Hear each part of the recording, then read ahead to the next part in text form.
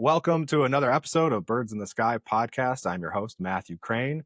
Today we have Ben Davis. He is a Navy SEAL veteran, served 10 years in the teams, and now he is the executive director of the Veterans Outdoor Advocacy Group. And Ben, welcome to the show. Also has a great Substack channel, so I'll link all of that stuff in the description so you can find his writing and his work and the stuff that he's championing. So Yeah, man. Ben, Thanks for having Ben, me. thanks. Yeah, thanks for being here on the show. So, all right, you served in the SEAL teams. It's obviously a very difficult unit to get into, and it's high echelon type of service. And I've noticed something from my end. There's not a big connection between like regular Army or regular Navy and then the special operations community, but they face a lot of the same challenges when you're getting out and transitioning and stuff like that. And that, as a member of special operations, you guys get a lot of attention to other things so you can focus on your job. Like there's people that handle a lot of different aspects of your life so you can focus. And the same is true for regular service members. So when we get out and we don't have all this support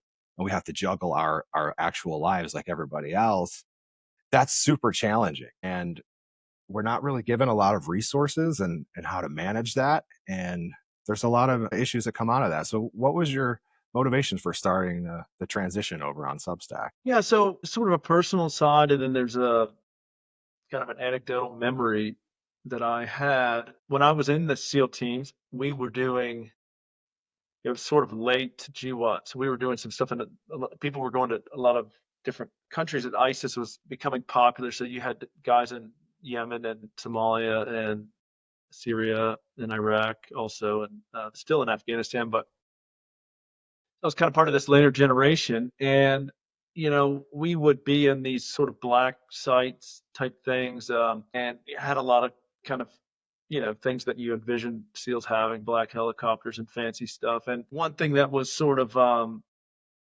interesting to me was once or twice I remember being with my buddies and someone saying something to the tune of, my sister's married to a guy who was in the army, or I have a cousin who was in the Marine Corps, and say, okay, yeah, cool. And he was in Fallujah in 2008, or in Mosul, or in Afghanistan and Kirangal and stuff like this. And we all knew those guys had much more combat than we ever did. That was sort of a known quantity. Is we sort of know. Oh, you say, oh man, okay, that guy was. So what's he doing now? And usually they would just be normal working class Americans back home doing their job. And so then when I got out of the Navy, it's just sort of following along of veteran culture and stuff, and kind of realized that the SEAL team, special forces, were sort of becoming the heroes of the GWAT in a sense, if you were not completely tied in. And so, people like my aunt and stuff would make comments, and then you think, well, the SEAL team sort of were taking what I perceived as disproportionate credit. And that's not to belittle it. I mean, the SEAL teams and the special forces and all special operations did incredible things in the GWAT. But what I kind of noticed was that, well, a lot of these infantry folks and the kind of Marine grunts and stuff, really took a lot of brunt of the combat as well in Iraq, Afghanistan. You watch things like Restrepo and stuff. This becomes really obvious. And so I became interested in that. And I was like, some of these people really deserve to have their stories told as much as SEALs and Green Berets and all this stuff do. And it just became kind of interesting to me. And so I would sort of became interested in, what are these guys and girls doing in America today? And so that was a lot of the transition, is sort of like, what is the non SEAL Team 6 guy, the guy who was carrying a machine gun as an E4 in Ramadi, what's he, what's going on today? And that sort of led me to believe, that sort of led me to this idea that there's been this proliferation of transition assistance nonprofits, usually groups that do phenomenal work like the Honor Foundation and Hire Our Heroes and the SEAL Future Fund. They do a very necessary job, but really it's focused on, I'm out in 60 days and I need a vocational transition. How do I write my resume? How do I get this interview? What do I I was a X, Y, or Z in the military. What kind of jobs are out there for me, and how do I kind of communicate what I did? And when I looked at sort of the mental health, sort of where the pain was, the suicides that were happening and are still happening, I thought, oh well, that person really is a couple years out. And so maybe it's the case that we've hyper focused on vocational transition, quite literally transitioning from your last month in the military to your first job. But really, there's not a lot of resources, but even conversation about sort of the GWAT veteran and how they sort of reassimilate over the 5-year period. And I think when we look at where people sort of are in the most pain and dealing with the most loss of purpose and stuff, they're 24, 36, even 5, 10 years out. And so that was the other thing is like, let's leave the resume writing, how do you tie your tie kind of stuff. I feel like we're doing a pretty good job on that, but let's have some conversations about, um, you know, the life that's waiting for you on the other side and that kind of stuff. So sort of long winded, but that was the idea. But I just let it go. I mean, I just let it, we started doing those interviews. I was going to do one. There was one guy who I thought had a really good story. And I was like, oh, well, instead of writing another piece, I'll just interview him. And now there's been 15. And so there was no plan. I mean, I just try to keep it. There's not really a plan for it outside of next week.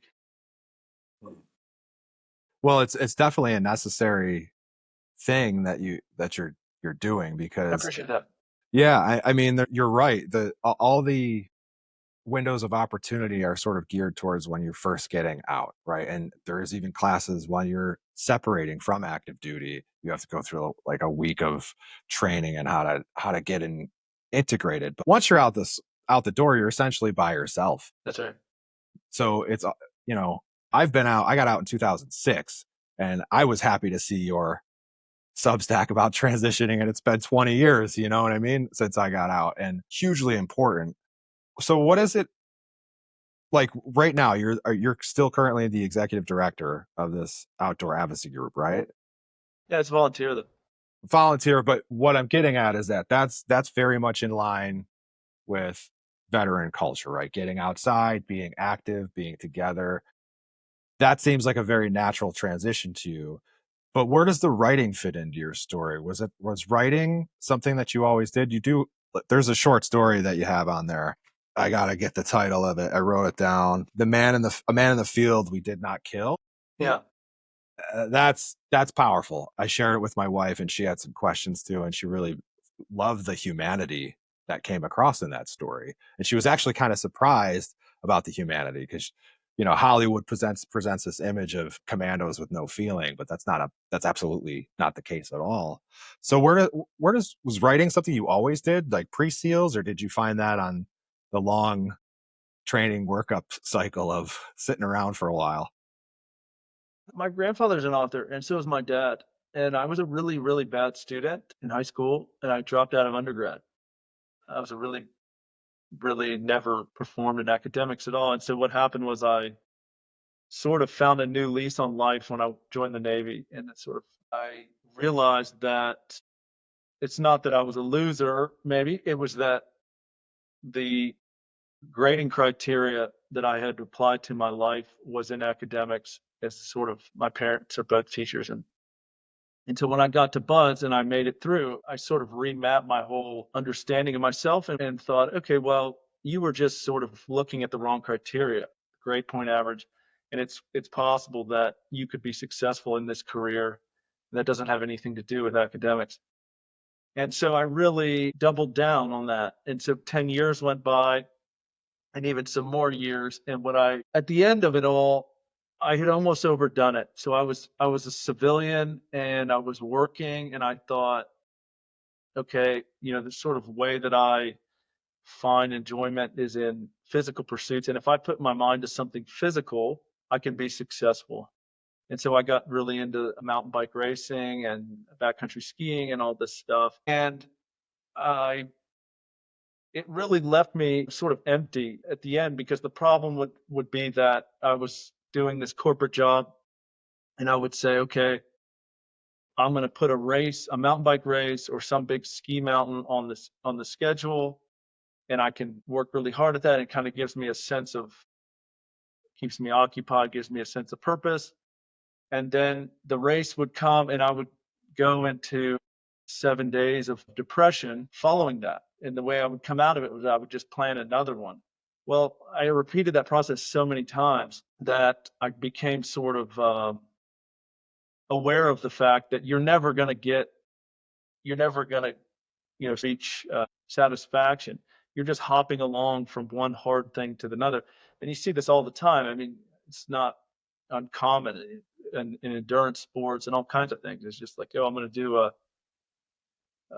marathon and then a 50K and then a 100 miler and all this stuff. And so well, I got some encouragement from someone else was, what challenges you that is not physical. And so I started thinking more about, sort of like career, and I started to think about writing. And the good thing about writing is that generally most people are really bad. They're not, it's not fair to say they're really bad at it, but you're not, it takes time. It's very hard. There's all kinds of things, there's the whole technical side, and, sort of like a traditional education about writing. And then you have, even if you can master that, is like, do you have what your wife was talking about, like the ability to sort of extrapolate emotion and the human side and then put the two together and then all this stuff. And so this is a long way of saying, in order to sort of break this cycle that I was leaving me pretty depressed, I thought, why don't you try to become good at something that's not physical? And it's really abstract, and it's art, so it's not even, it's hard to even, you if somebody writes something and it means a lot to somebody else or even to themselves, by definition, in my opinion, it's good. And Absolutely. so just like music or a painting, you can't really, there's obviously, someone could play the piano in a way that you would say that's really good, but the point is that you make the audience, the reader, feel a certain way. And so anyway, I just started and worked really hard at it, and it really solved a lot for me. It was the first thing I had done in my whole life. I was in my early 30s. This is maybe 5 years ago, and thought like, this is really hard and it's rewarding. And yeah, just at the same time, I was dealing like with a lot of apathy and numbness. I had been in the teams, and then I was working in a corporate job doing tech sales. And so it was like hard for me to feel really anything. I was just bored all the, sort of like, okay, I'm this civilian. I think I'm supposed to like, cook things on a Traeger grill and watch football, or maybe I'm supposed to play golf. And I would look around at the other fathers and men in my neighborhood and think, "Yeah, this is not really that, this is kind of numbing, really." But I knew that when I read, often when I would read or I would listen to certain lyrics or something like this, that really made me feel not numb. It made me really feel alive, and that I thought that if I could make someone else have that same experience, that would be really cool. Yeah, so that's sort of it. I mean, it's just, I mean, you're an artist too, so I mean, it's just not, if someone tells me they want to run a marathon, you can sort of break it down in a pragmatic sense. They say, okay, well, you got to be able to run. First thing you want to do is run a mile, and then you want to run 5. You got to rest. You want to stretch. You're going to eat healthy, and A, B, C, D, E, and then millions of times over, it's been proven that you can have this result. It doesn't really work like that in writing. That's what I was thinking about when you were talking about this cycle of preparing for a mountain Right. bike race or everything. There's a safety and a predictability to it, much like a workup in the service, right? You're kind of training for the thing, then you go do the thing, and then you kind of start that loop all back over Got again. it. But creating anything, writing, painting, music, Yeah. it is not like that at all. Yeah. So I'm glad that you brought that up. And you said that you found that writing helped you How did it help you? Like, how does it make you turn that apathy around? How did it kind of invert that? What is it about writing that kind of lights your fire? Well, I think a lot of it's related to reading and sort of understanding the human experience in this world. We sort of live in this, 80 character or whatever Twitter is. Is it 80 words, I guess?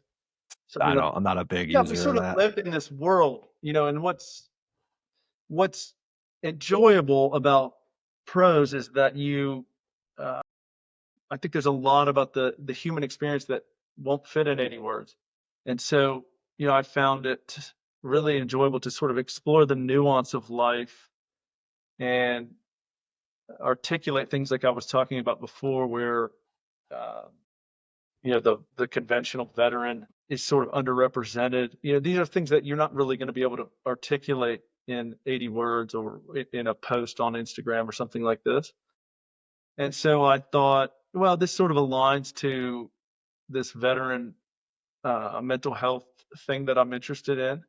And then the other side is that it's extremely humbling writing. I mean, it's not full of, you know, a lot of great feedback or anything like this. And so for me, I was able to see this as like a lifetime pursuit. I just read a book by Barbara Kingslover called Demon Copperhead, and she's late, she's probably in her late 60s or 70s. And you read something like that and you realize, even if someone gives you a compliment or says this is good or whatever, you could work on this 30 years and you maybe, you would be able to write at this level. And so I think it's really interesting, sort of like in playing a musical instrument, that the length or sort of the aperture of what's possible goes on sort of forever. And there's no such thing as really mastery. And you can just go and get better and better and better forever. And so that was really helpful for me, because there was a fear involved with these sort of depressive episodes that I was having following a athletic pursuit or whatever. It could even be a vacation. It's like, oh, I'm going to sort of grind through this job, and then when I get on this vacation, I'll be happy, and whatever the case may be.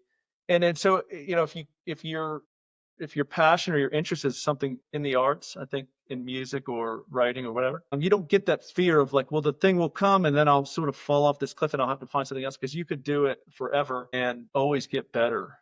That's a great question. I haven't really thought about it that much. It's cathartic in its own process as well.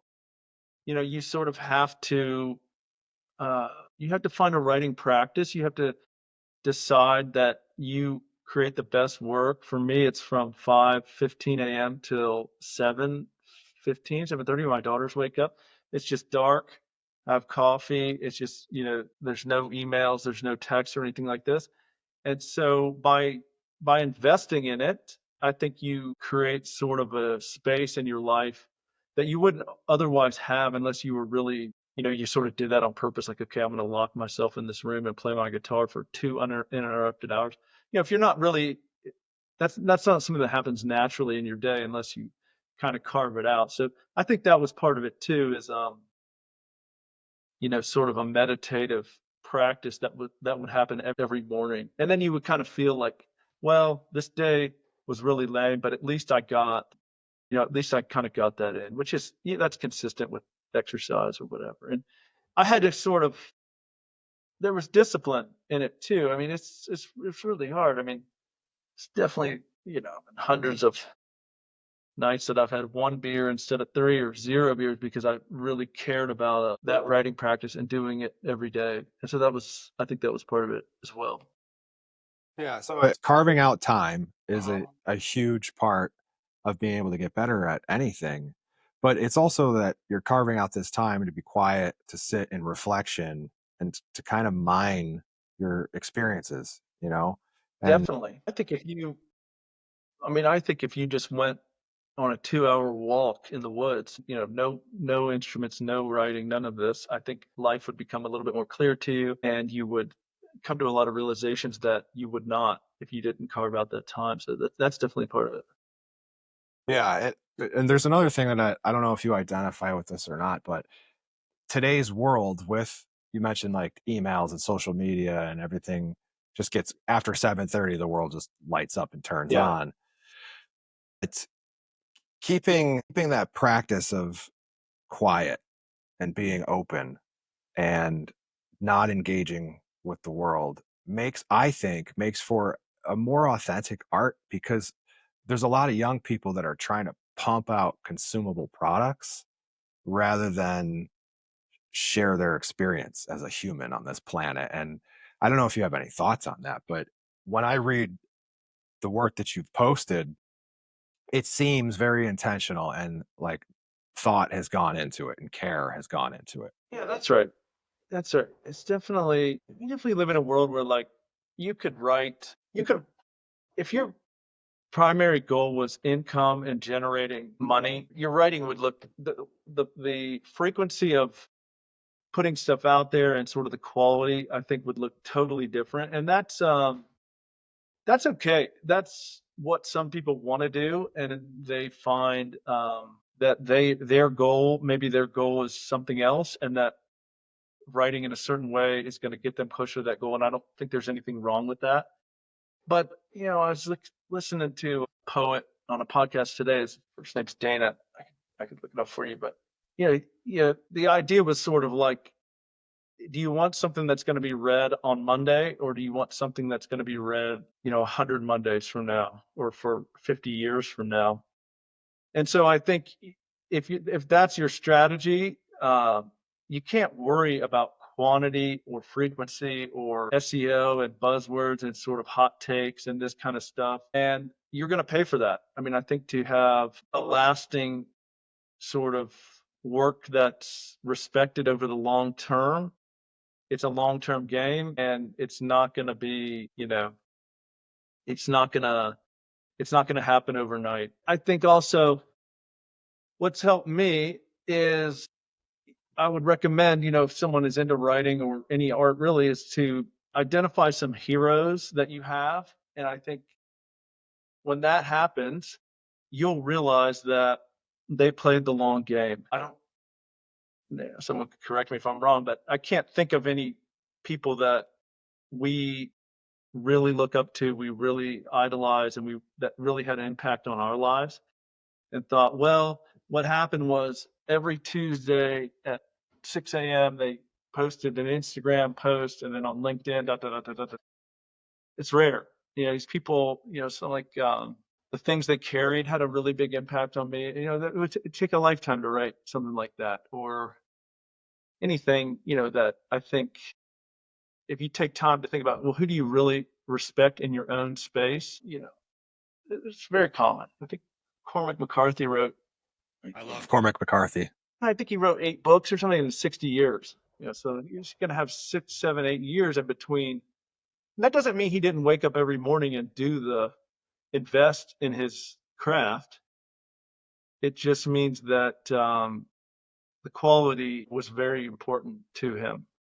And I don't know that I'm speculating, but when you produce that body of work in that amount of time, it has to be because you're very concerned about quality. Yeah, absolutely. Yeah. And you've mentioned a few names. Do you have any other heroes or giants in the literary world that you look up to? Yeah, I do. I get on kind of kicks. Like I'll become really interested in one style for a couple of months, and I'll tend to read everything they have, and then Vaughn. There's a guy named Silas House who I think really I look up to. His characters are really profound and sort of, what I've found myself interested in as a writer is sort of taking what's mundane or sort of common in the American experience or the human experience, and exploring that to be very non-mundane. And he's done a really good job of that. It's kind of there's plenty of things that you could write about that are really, you could be a Thomas Jefferson biographer, or you could write about the Osama bin Laden raid. And obviously, this is a very interesting point in history. But what I've found my personal writing style is sort of like, what is something that we all experience as human beings, as parents and spouses and veterans, and sort of looking at that Americana experience and, what's sort of interesting about that. And it's not easy. And when people do it really well, I think it's really a beautiful thing. I was listening. Jason Isbell is a singer-songwriter. He said, what we all want in writing and in song is to feel like, someone picked up your diary and read your most uh, personal, sort of unique to you entry, and you're of the opinion that only you feel this way. And then that writing sort of makes you wonder how did the writer read that? How did they know me and how did they look into my soul and know my deepest, sort of most personal thing? And what you kind of realize when you read something like that, what's enjoyable is that it's sort of affirming that thing that you've assumed about yourself that's sort of odd or unique or weird even isn't, and that it's a shared human, the part of life amongst all people. And so to do that, to be able to do that is non-trivial. And I think most of the writers that I'm interested in right now are people that have done that. So anyway, I'm kind of rambling on. No, no, I like that. This is a long form podcast, so ramble on. So Appreciate it. I I really there's a one of the I don't know if I wrote it down, but you relate in one of the transition stories the idea of transition and with the cochleal the hearing implant, right? And like kind of tying the idea of what transition means or what we think it means to what it could mean and all of that stuff. Is that a that's a personal true event, right? Yeah, yeah. My daughter's deaf. She has implants. So that was like having to learn a different kind of transition in a sense is Definitely. what I was getting from that article. And that is highly relatable. And that Yeah. to me was it read very poetically. So my question I guess is like does poetry influence your prose? Yeah. Yeah. Definitely. I think that I want, I sort of long for rhythm and pace and sound, and the subsects are a little bit unique because while I don't want to cater to the audience, I think that Rick Rubin was really smart in saying that the audience comes last. Yes. I am empathetic to the readers, where in their life they're going to read this, or how much time they're going to give it. And I want to reach the maximum amount of veterans. And so if I write a 20,000 word essay that has full of truths and great anecdotes and points, maybe has its time and place, but you have to meet the audience you have to meet the reader in the middle. And you have to sort of say, you're willing to give me this much of your time this morning while you're drinking your coffee. And I respect that. I appreciate that. And so I have to convey my points and make it enjoyable. And so it's the same reason you don't, read for fun academic studies, even though you might be interested in them. You're sort of like, okay, what's the results or what's the abstract? Da, da, da, da, da. It's not very enjoyable to read. And so there's a lot of that. So I will sort of author them in a way that I think conveys what I want to convey, but is enjoyable. And a lot of that sort of pace and even the way you sort of break up the lines kind of and space them out. It's unfortunately it's a reality that I think a lot of people will read those on their phone, in email or something like this. And so they have to be sort of digestible in a way. But I appreciate you saying that. Well, the way it's spaced and everything Yeah, like that, I think you do a really good job at that because you can structure a piece of writing many different ways, but you could tell that you put the thought into it because those little like small short paragraphs on a phone are really necessary because it's all that's right. squished up in this little thing. So as a reader, I appreciate your thinking about Yeah. me. So I mean, I'm a consumer as well, and so I have the same thoughts as, if somebody sends me something that they think that I'll derive value, and it doesn't come to me at the right time in my day, or I'm messing with my kids, and I realize that, well, this is a 30-page article. It's not that I don't care about it. I do care about it, but I just won't, the chances are it'll slip because I don't have time, I guess. That sounds bad, but anyway. Ah, And I use feedback. I use feedback a lot. I think that's, if someone's listening to this and considering writing, like, one problem I sort of have recognized in this veteran mental health space is that no one is going to feel great about telling you that your writing sucks. If the content is sort of in a good spirit or altruistic, they're not going to say, this is not good, but it could be not good. Um, you, you know what I mean? yeah. And so you want to procure friends or critics that will honestly critique the writing, regardless of if you wrote, deep secrets about your marriage. That doesn't mean that the writing is good or bad. It doesn't, just because the content is sort of heartfelt, doesn't mean anything. So you need people, and this took me a while to sort of catch on to, was the extent at which you can have people provide you honest feedback is incredibly helpful. It's probably directly proportional to like the skill level you obtain too. Like you're only going to get better if you get positive feedback. That's right. If you send Or whatever I send, just feedback, not even positive, but yeah, feedback, right. right?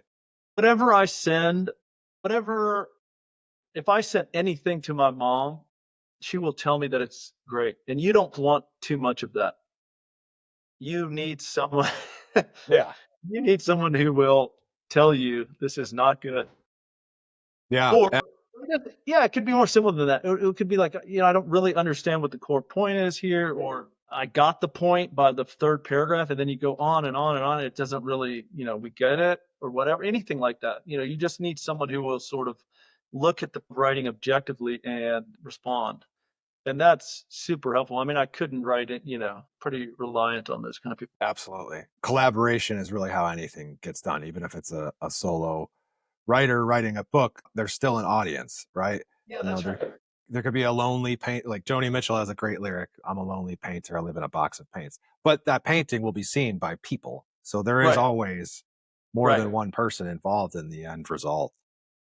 right. I have a question going back to that short story, A Man in the Field We Did Not Kill. Does your writing, is that, you mentioned there's a little catharsis in there. Is that overwhelming sometimes? You ever have to step away from something that you're writing and kind of regroup because maybe you're getting too emotional? And if you're writing fiction, trying to make it fiction, but trying to block out real experiences that might have influenced the story? Or how does that work? Do you ever have to like just put your hands up and be like, I got to collect myself? Or is it more just cathartic because you're trying to get an idea across? So you're in the moment and in the event, but not technically reliving the event. Does that make sense? But yes to both. I think that I've I've found um, I've found a lot of runway by writing what I would consider sort of semi autobiographical. The story that you referenced is sort of resemblant of something that really happened, but it's also fiction. I felt that. Yeah, yeah, But as a veteran, knowing some other stories and some experiences myself, but I was very curious about it.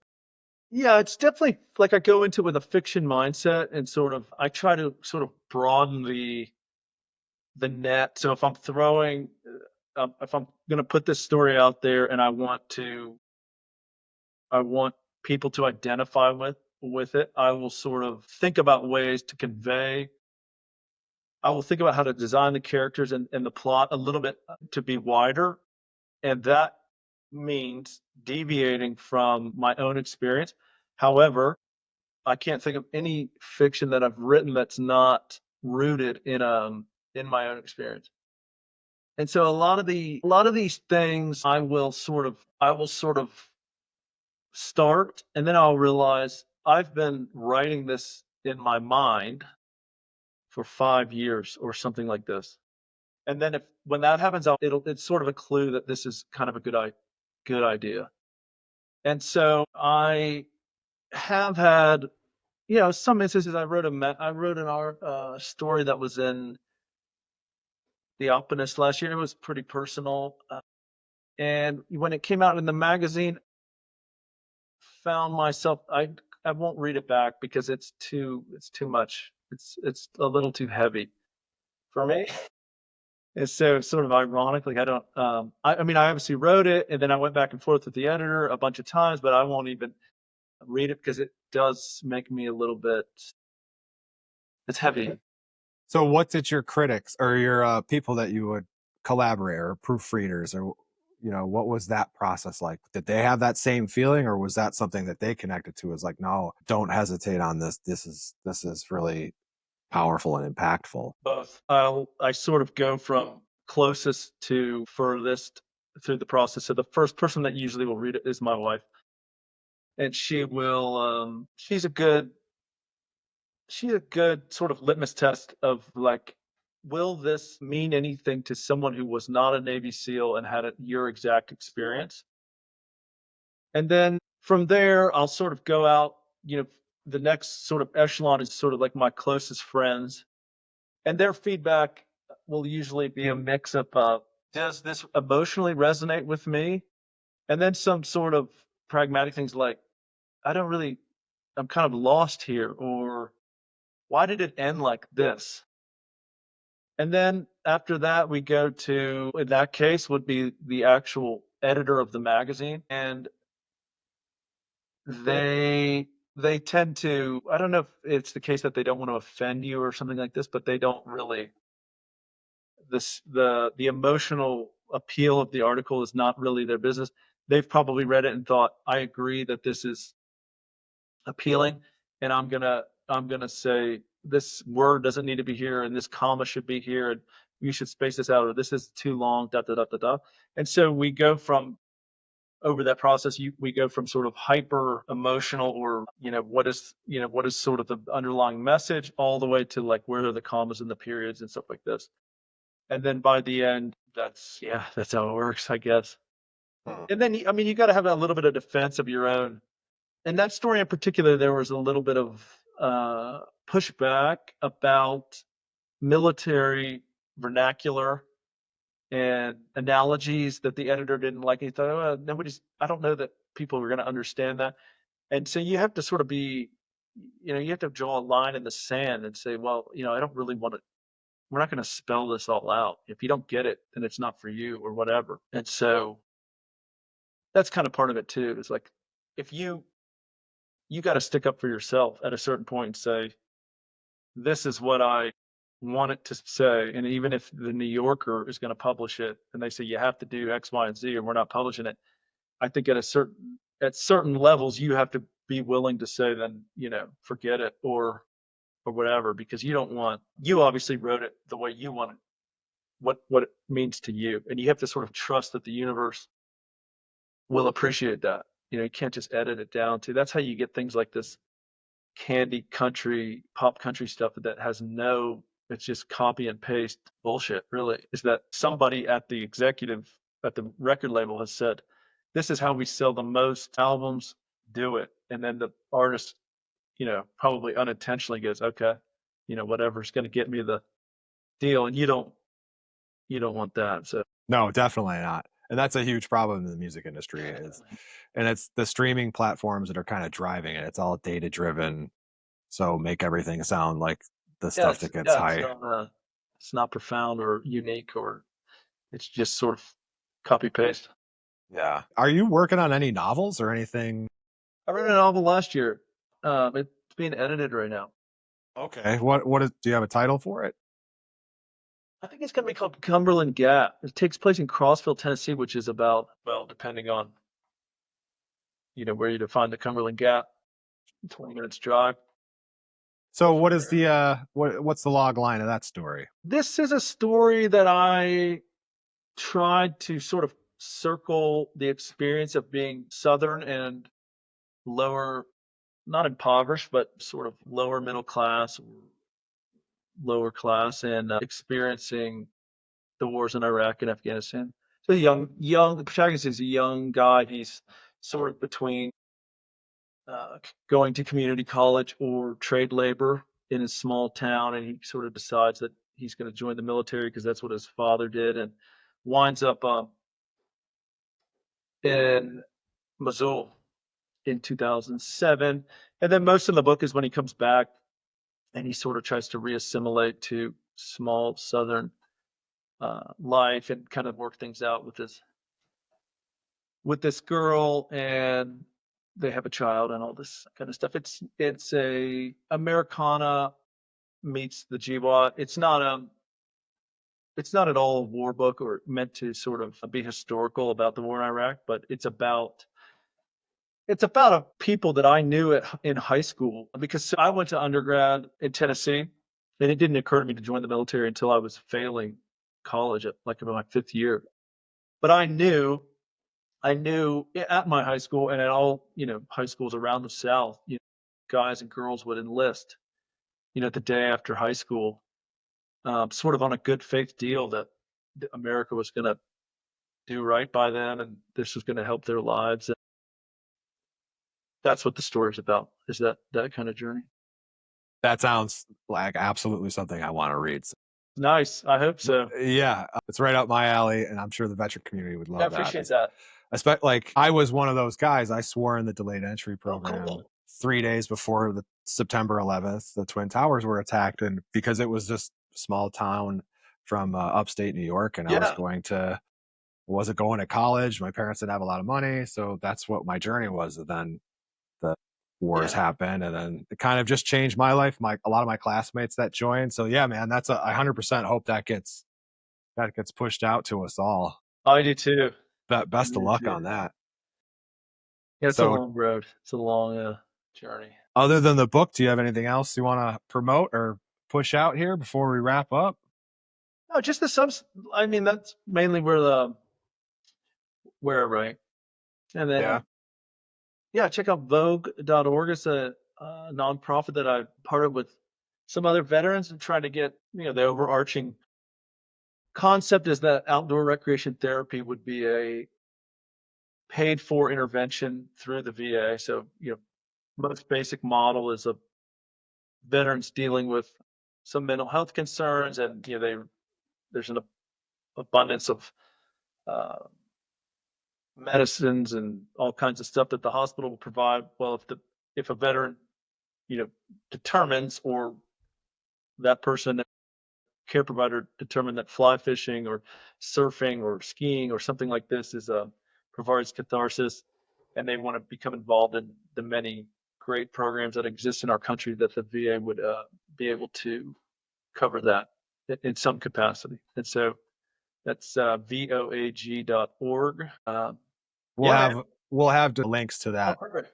Perfect. to your Substack as well I appreciate that. in the podcast description anywhere you get them. Yeah. So I think it's a good place to wrap up unless you have anything else you want to talk about. No, I just, I appreciate what you're doing. I reach out because I think, that art and writing has obviously, like we talked about, a pretty profound impact on my own transition. And so I think what you're doing and, sort of trying to promote that is a great thing. I mean, I'd love to see more. I think we're sort of sports heavy and shooting sports heavy and this kind of stuff. And I think there's a lot of healing power in the arts. And so I appreciate what you're onto. I appreciate you saying that. Yeah. It's niche. It's the veteran Well, it's, community, and then it's the arts community. So it's like a sliver.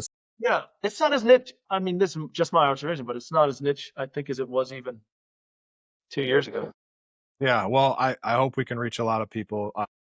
My real quick before we wrap up, my personal jump into this has been just watching veterans that I know. Too many suicides. My own Yeah. brother was an Army veteran in 2009 Iraq, and he eventually committed suicide as well. And then I got wrapped up with my buddy Ryan Parrott, Birdman, who was a SEAL, and we just did the Human Performance Project. So it was a big research project, global expedition to try to figure out ways to kind of push back on the suicide epidemic. In my lane, I'm not an endurance athlete. My lane is art and music, and I really, really believe there's a lot of good that can come from sharing these stories. And I'm just going to stay in my lane, and this is what I know. That's So awesome, man. I It's really really helpful. I mean, I've never spoken to a veteran who's sort of gotten into the creative space and not had amazing things to say, but that's really cool. So did you fly around all when they tried to do all those jumps? I did, yes. I Wow. was as the team photographer, so I was No snapping kidding. photos and doing some social media stuff as You're a well. skydiver?